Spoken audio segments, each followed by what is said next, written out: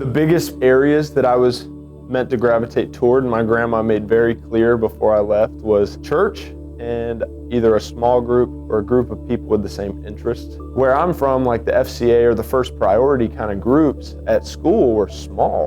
It was really cool to see athletes on a campus who were pursuing the Lord in that kind of light.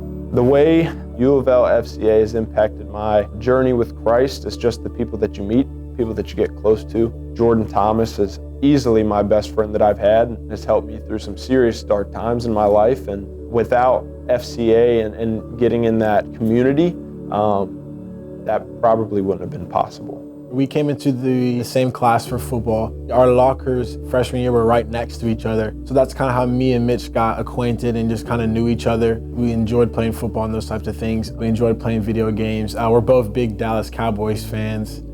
So we got a good alliance there. God knew exactly what he was doing by placing Mitch Hall and Jordan Thomas together. These were two guys that even to this day, they're inseparable.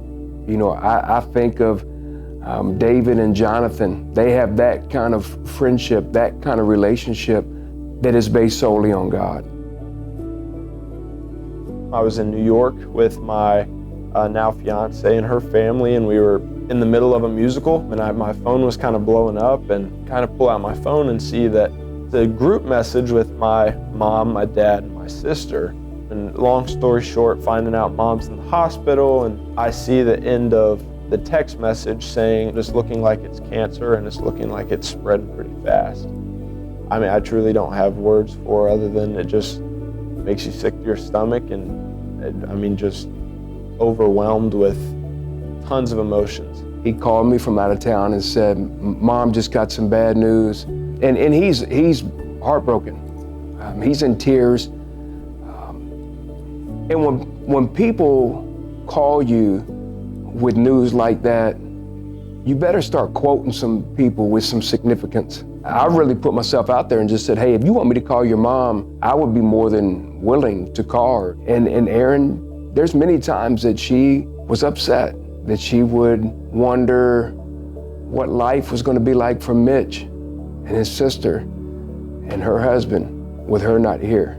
In this particular storm in my life, the Lord made it very clear that you don't have to do it by yourself. You aren't meant to do it by yourself. I have people there around you for a reason. The way I walked life with Mitch was just being a great friend, and because honestly, I didn't have all the answers. A lot of times I didn't know what to say, but just being present in his life. Mitch would go talk to Chris. He would call me up and say, I said, hey Mitch, how'd everything go? Well, had a tough day. Talk to Chris or talk to Jordan. Well, how you feeling now? He says, I feel a lot better. And that just took a weight off of me. And it was really, I asked no other questions. I knew it was handled.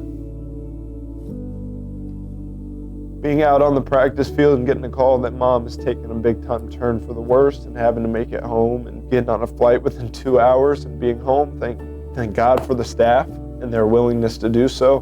But when I got home,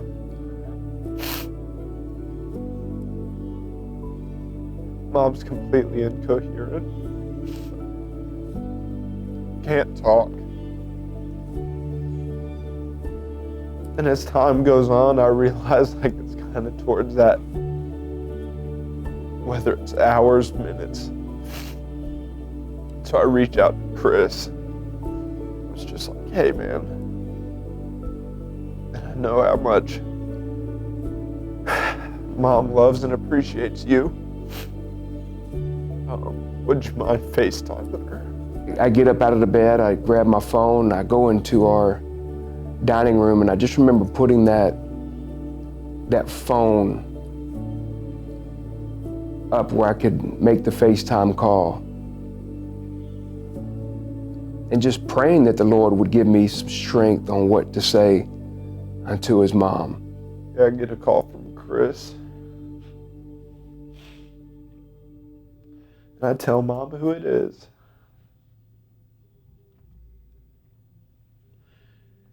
And Chris is talking, and then he says,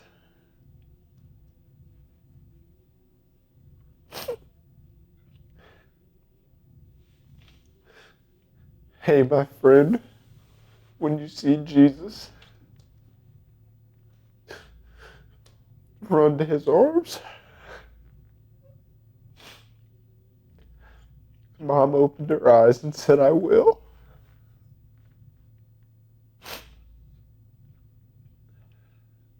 That was one of the only words that I heard Mom say in those 48, 50 hours that I was with her.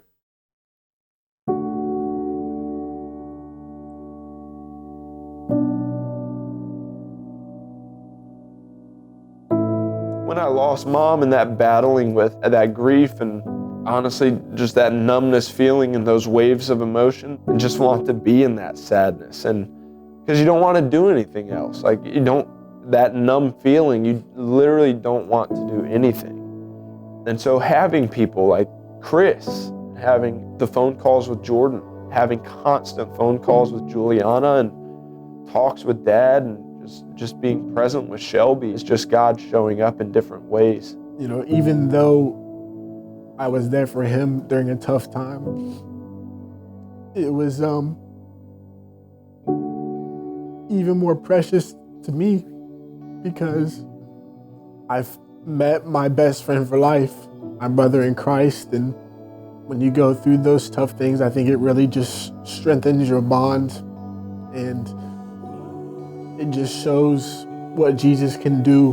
It's really been a blessing for me to watch him grow as a man, and his mom's legacy is going to live on within him and how he parents and how he loves his children. And so I would just encourage him to don't ever lose that. I don't know what life would be without an FCA in the building, quite honestly, because the hardships that we go through as human beings, not only the 18 to 22-year-olds, but grown men that are in this building as well, to have that support, to have something that we can lean on is so much bigger than us.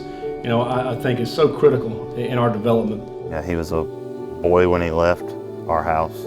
He had Chris, Jordan, other friends around him to help him become a man. And I'm very proud of him. I'm glad FCA was around. I'm glad that what y'all do for the students is tremendous. You might not see it now, you may never see it, but in some way y'all are touching a young man or woman for the rest of their life. Just watching Mitch, that even in a bad situation, he chooses joy and still glorify God. It's a great thing to watch and admire.